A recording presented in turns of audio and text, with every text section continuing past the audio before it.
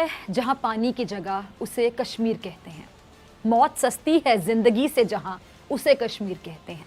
इंसानियत कत्ल रोज होती है जहां उसे कश्मीर कहते हैं। जहां आतंकी पलते हैं वो पाकिस्तान ऑक्युपाइड कश्मीर कहलाता है। जहां मासूमों पर जुल्म होता है वो पाकिस्तान ऑक्युपाइड कश्मीर कहलाता है।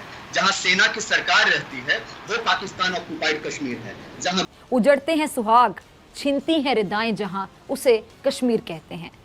बेजमीर काबिस हैं जिस वादी में मजलूमों पर खेली जाती है खून की होली जहां उसे कश्मीर कहते हैं। मकबूजा कश्मीर दुनिया का सबसे मुतनाज़ तरीन इलाका कहूँ तो गलत नहीं होगा, जिसमें भारत ने कब्जा कर रखा है। उसी मकबूजा कश्मीर में एक बार फिर इंसानियत को मुर्दा हालत में पूरी दुनिया ने उस वक्त देखा जब एक नन्हे बच्चे के बूढ़े नाना को उसी के सामने भारतीय अफवाज ने बेदर्दी से मार डाला और उस नन्हे बच्चे को बख्तरबंद गाड़ी में डालकर ले गए। इंसानियत एक बार फिर शर्मा गई, लेकिन भारत को अपनी गैर इंसानी हरकतों पर शर्म नहीं आई और चीन के हाथों जिल्लत उठाने के बाद भारत का जवाब क्या है? टिकटॉक पर पाबंदी, 27 फरवरी को भारत की पूरी दुनिया के सामने पाकिस्तान के हाथों रुसवाई हुई और अब चीन की बारी है। इसके बावजूद भारत सरकार, जो भारत की सरकार है, समझने को ही नहीं तैयार।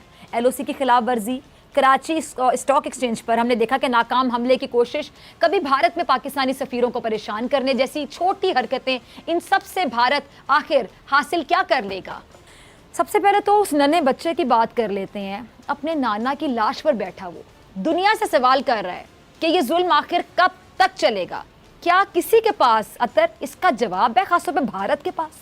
देखें, ये सिलसिला कोई आज से नहीं शुरू हुआ। ये तो पहली दफा ऐसा हुआ है कि हमें इस तरह की तस्वीर नजर आ गई। इससे पहले कितने ऐसे वाकयात हुए हैं। हमें याद है कि वहाँ पे औरतों के साथ, हमारी माओ बहनों के साथ वहाँ पे जो कुछ होता रहा वो भी पता है। पर मसला ये है कि इस दफा ये वीडियो हमारे सामने आई है तो दुनिया को थोड़ा नजर आ रहा है। लेकिन भारत सिर्फ उनको गोलियों से नहीं मार रहा। डॉक्टर फिजा, भारत ने एक प्रॉपर स्ट्रेटेजी बनाई है जिसके मुताबिक कश्मीरियों का हर तरीके से उनका वहां पे वो खात्मा कर रहे हैं। अगर आप देखें, ये जो नए लॉज लेके आए हैं मई के महीने से अभी तक, इन्होंने 25,000 नए डोमिसाइल वहां पे इशू किए हैं, जिसमें से बहुत सारे डोमिसाइल उन लोगों को इशू किए हैं जिनका कश्मीर से कोई ताल्लुक ही नहीं है। बच्चे को बख्तरबंद गाड़ी में डालकर ले जाया गया और उसके नाना को उसके सामने मार दिया गया। अब आप उस बच्चे को, उस नाना को भी दहशतगर्द कहेंगे? ये आपके ही चैनल पे कई बार बोला जा चुका है कि इंडिया पैलेट गन यूज करता है कश्मीरियों के खिलाफ। ये इंडिया अगर पैलेट गन यूज कर रहा है तो ये मर्डर किसने किया? राइट। इससे पहले इसके नाना को जो है पहले टेररिस्ट से वार्निंग मिली है कि आपको मार दिया जाएगा। अब किसी ने आके मार दिया और उस बच्चे को सिक्योरिटी फोर्सेस ने बचाया। राइट। वो तो वीडियो देखा है, वो फोटो देखिए जहां बच्चे को सिक्योरिटी फोर्सेस ने बताया, जहां गोली चल रही थी। ये आपको भी दिख रहा है कि जहां गोली चल रही है एक सिक्योरिटी फोर्सेस का आदमी उस बच्चे को लेकर छुपा हुआ है कहीं पे एक कोने में, ताकि बच्चे को गोली ना लग जाए। एक मिनट, आपका कहने का मतलब ये कि भारत इसमें मुलव्वस नहीं है, आप ये कहना चाह रहे हैं? राइट। उसके बाद भी आप ये क्लेम कर रहे हैं कि इंडियन फोर्सेस ने किया है। अरे आप इंसान हैं कि क्या हैं? आपको इंसानियत नहीं दिखती है? उसको पहले वार्निंग मिली थी टेररिस्ट की तरफ से, इसके नाना को मार दिया जाएगा, ये आपको नहीं पता है? आपको कौन से अखबार पढ़ते हैं आप? उसको टेररिस्ट ने मारा और इंडियन फोर्सेस ने उस बच्चे को बचाया, उसको उसके नाना को नहीं बचा पाए। इसके लिए हमारे लोग बोल चुके हैं कि भाई हमसे हम कोशिश कर रहे थे बचाने की, नहीं बचा पाए, बच्चे को बचा लिया। ये वीडियो भी, ये फोटोग्राफ भी इंडियन गवर्नमेंट ने दिखाई है सबको। उसके बाद भी आप बोल रहे हैं कि इंडियन आर्मी, इंडियन पुलिस मार रही है। अरे भाई शर्म तो कर लो पाकिस्तानियों, थोड़े तो शर्म होना चाहिए आपके अंदर। आप टेररिज्म पे भी गेम खेल रहे हैं। ब्रिगेडियर हारिस, देखिए डॉक्टर फिजा जी। नीरज शर्मा साहब, मेरे ख्याल से मेरे सवाल पूछने की जरूरत नहीं। शर्मा साहब, नहीं, बिल्कुल नहीं। मैं आपके सवाल को समझ रहा हूँ और आपको जवाब देना चाहता हूँ। शुरुआत आपके शब्दों से ही करते हैं जो आप कश्मीर की परिभाषा दे रही थी। 2 लाइन मुझसे भी सुन लीजिए। जहां आतंकी पलते हैं वो पाकिस्तान ऑक्युपाइड कश्मीर कहलाता है। जहां मासूमों पर जुल्म होता है वो पाकिस्तान ऑक्युपाइड कश्मीर कहलाता है। जहां सेना की सरकार रहती है वो पाकिस्तान ऑक्युपाइड कश्मीर है। जहां गुर्बत और बेरोजगारी है वो पाकिस्तान ऑक्युपाइड कश्मीर है। जहां इंसान मरने के लिए जन्म लेते हैं वो पाकिस्तान ऑक्युपाइड कश्मीर है और इसे पाकिस्तान ऑक्युपाइड कश्मीर कहते हैं। आपने सवाल पूछा उस बच्चे के बारे में, शायद आप भूल गए वहां पर एक इंसान की की डेथ नहीं हुई, 2 की हुई थी, जिसमें एक सीआरपीएफ का एक कांस्टेबल भी था और एक वो जिसका आपने जिक्र किया, वो शख्स जो कश्मीरी था, जो अपने बच्चे के साथ जा रहा था। अब आप आरोप लगा रही है कि इंडियन आर्मी के लोगों ने ही उसको मारा। भाई ये कैसे हो सकता है कि इंडियन आर्मी के लोग अपने ही सेना के, अपने ही सिपाही को भी मारे और उस कश्मीरी को भी मारे? स्वाभाविक है कि वहां पर आतंकियों से एनकाउंटर हो रहा था। चूंकि आतंकी आजकल जो पाक परस्त आतंकी हैं, जिनको पाकिस्तान से पैसा मिलता है, जिसको आईएसआई फंडिंग करती है, जिसको कर्नल बाजवा की तरफ से इशारा दिया जाता है, वैसे लोग वहां आतंक बरसा रहे हैं और उस आतंक का शिकार हुआ वो कश्मीरी शख्स। और जिस बच्चे की आप बात कर रहे हैं, उस बच्चे को इंडियन आर्मी ने बचाया, उस बच्चे को सुरक्षा बलों ने बचाया। भारतीय पैनलिस्ट से जी शर्मा साहब कुछ कहना चाह रहे हैं। ब्रिगेडियर साहब, मैं समझता हूँ आपकी मजबूरी को, आपकी परेशानी को, चूंकि रावलपिंडी से आपको पैसा मिलता है और पेमेंट मिलेगा नहीं तो आपका जीवन चलेगा नहीं। तो ये मैं समझता हूँ कि आप क्यों ऐसी बात कर रहे हैं, ये कोई नया नहीं है। रही बात बुरहान वानी के बारे में आप जो जिक्र कर रहे हैं, ऐसे कितने बुरहान वानी आतंकी कोई भी हो, वो इस देश में बख्शा नहीं जाएगा। क्या कराची स्टॉक एक्सचेंज में जिसने आपके यहाँ अटैक किया वो भी बुरहान वानी था? आप मुझे बताएंगे आपके अनुसार बुरहान वानी कौन है? आपके अनुसार आतंकियों की परिभाषा क्या है? आइएगा, ये कभी ब्रिगेडियर साहब को कह रहे हैं कि आपको कहीं से पैसा मिलता है, कभी कह रहे हैं कि कश्मीरियों को हम पैसा देते हैं, जहाँ पे हो रहा है ये सब कुछ। मुझे बता दीजिएगा कि पाकिस्तान को एक तरफ यही लोग कहते हैं कि आप हमसे गरीब मुल्क हैं, आप अभी तक स्ट्रगल कर रहे हैं, मकरूज तो हम हैं, वाकई हमने कर्जा लिया हुआ इतना ज्यादा। मुझे बताएं कि इनको क्या लगता है कि पाकिस्तान में कितना पैसा है कि कभी पाकिस्तान कश्मीर में पैसा दे रहा है किसी को जिसको ये आतंकवादी कहते हैं, बकौल इनके कि कश्मीर में पाकिस्तान फंडिंग कर रहा है, कभी ये कह रहे हैं कि जी ब्रिगेडियर साहब को पिंडी से पैसे आते हैं। ये क्या साबित करना चाह रहे हैं तर? मसला ये है कि इनका जो एक फॉल्स किस्म का नैरेटिव है, जो गलत चीजें इनको मीडिया पे बताई जाती हैं, इनकी हुकूमत बताती है, ये लोग समझते हैं कि ये सुपर पावर है। सच्चाई ये है, हकीकत ये है कि डॉक्टर फिजा के हर रोज रात को 20 करोड़ लोग इंडिया में भूखे सोते हैं, जितनी पाकिस्तान की आबादी है। खाने के लिए उनके पास टॉयलेट्स के इश्यूज अभी तक हल नहीं हो सके। मुझे अपनी बात फिनिश करने दें। शर्मा साहब अब कहिए अपनी बारी पे जी।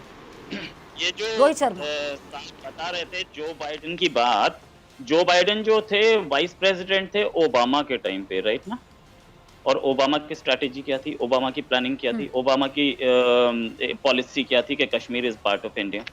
कभी उन्होंने बोला कि नहीं है? दूसरी चीज इन्होंने हिसाब ने बोला कि एक बार मोदी जा करके कश्मीर में एक जलसा कर ले। अरे यार मोदी गया तो था, अभी मोदी इलेक्शन में कैंपेन नहीं किया, कश्मीर में क्या श्रीनगर में किया? आपने देखा नहीं, देखना चाहिए था ना। दूसरी चीज आप बोल रहे हो कि यहाँ पे कश्मीरी हैं और बुरहान वानी का नाम लिया।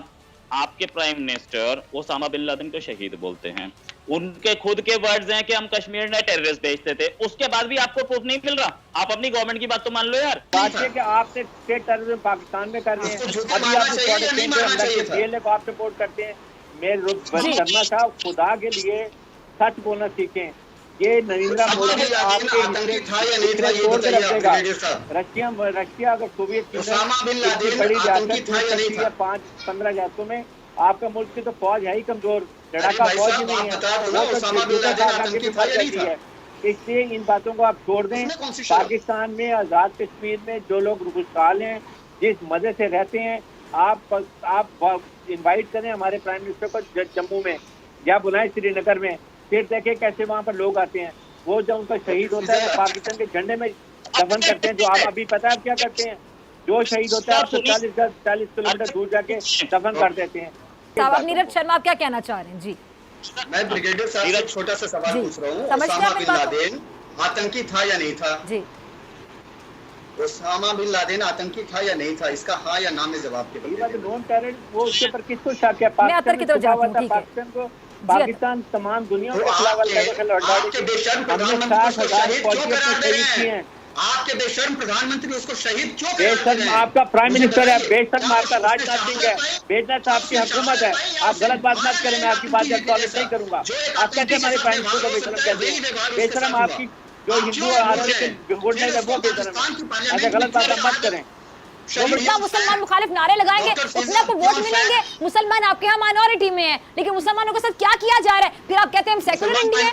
क्या बातें करते हैं? आपका तो कॉल ऑफ फेम में तजाद है। आप जो कहते हैं करते हैं बिल्कुल मुख्तलिफ है। आप किस मुंह से बात कर रहे हैं हमारे प्राइम मिनिस्टर को? उस बीजेपी की सरकार ने डॉक्टर अब्दुल कलाम को इस देश का राष्ट्रपति बनाया। He was the missile man of India. बड़ा जो आपने आप कारनामा कहते किया हैं हमारे यहाँ का मुसलमान ऐसा नहीं होता आपके यहाँ के जैसा। हमारे यहाँ का मुसलमान एक हाफिज मिनट, सईद एक नहीं हो मिनट, सकता। एक हमारे यहाँ का मिनट। मुसलमान अजहर मसूद नहीं हो हाँ तो सकता। चुप करे एक मिनट। जो आपके यहाँ कुछ मुसलमान खामोश हो जाते हैं मुसलमानों पर जुल्म देखते हुए और तलवे चाटते हैं नरेंद्र मोदी के, तो उनको दे देते हैं कुछ ना कुछ आप लोग। ना मेरा मुंह खुलवाएं। अतर काजमी उन मुसलमानों को जिनकी हमेशा एग्जांपल देते हैं कि हमारे यहाँ मुसलमानों को भी मिलता है, कौन है वो मुसलमान? कितनी परसेंटेज है उन मुसलमानों की? इसकी इस देश में 20% से ज्यादा है और आपके यहाँ हिंदू 20% से घट करके 3% हो गए। आप हमसे बात करेंगे माइनॉरिटीज की, आप भूल गए कि आपने अहमदिया मुसलमान। मैं अब्दुल कलाम को साइड पे कर रही हूँ, उनकी बात नहीं कर रही, मैं ओवरऑल एक बात कर रही हूँ, एक ओवरऑल बात कर रही हूँ। आप लोग अक्सर कहते हैं जी और दे रहा हूं, आप कह रही हैं कि हिंदुस्तान में, इंडिया में मुसलमानों पे बड़ी तशद्दुद होती है। अरे कौन सी तशद्दुद? एक बात सुनिए, पाकिस्तान से इंडिया मुसलमान आ रहे हैं, नेशनैलिटी ले रहे हैं। इंडिया से एक भी मुसलमान पाकिस्तान नहीं जाना चाहता। अब आप समझिए पाकिस्तान की क्या हालत है। यहाँ पे मरेंगे, यहाँ जबान काट दी जाएगी, मर्डर हो जाएगा, आंख निकाल दी जाएगी, लेकिन रहेंगे यहीं। सीधे बोलते हैं मुस्लिम, क्या क्यों जाए हम पाकिस्तान, यहीं रहेंगे। क्यों? मरने के लिए। एक तशद्दुद नहीं हो रही आपके यहाँ। 80 में मौका था, फिर भी वो पाकिस्तान नहीं गए। वो इस देश के मुसलमान हैं, वो हिंदुस्तानी हैं, वो हिंदू। और सुन लीजिए हमारी को जवाब दे दो। जामिया अशरफिया मदरसा के एक मुफ्ती ने अभी फतवा जारी किया है। एक मंदिर का निर्माण काम शुरू हो रहा था इस्लामाबाद में, लेकिन आपके यहाँ का मुसलमान कैसा है, इस बात को आप देखिए कि जामिया अशरफिया मदरसा के एक मुफ्ती ने फतवा जारी किया और साफ साफ ये डायरेक्ट किया, भैया यहाँ पर मंदिर नहीं बनेगा। इसके लिए 2017 में ही मंजूरी मिल चुकी थी। 2017 से मंजूरी मिलने के बाद आज 2020 में बैठे, 3 साल के बाद भी आप एक मंदिर का निर्माण, कृष्ण मंदिर वहां बनना था जिसका निर्माण शुरू नहीं हो सका। आप सोचिए ना कि आपके यहाँ कैसे हो रहा है माइनॉरिटीज पर जो 20% आप मुझे बताइए। जी अतर, मैं आपकी तरफ आना चाह रही हूँ। अतर काफी देर से खामोश है जी।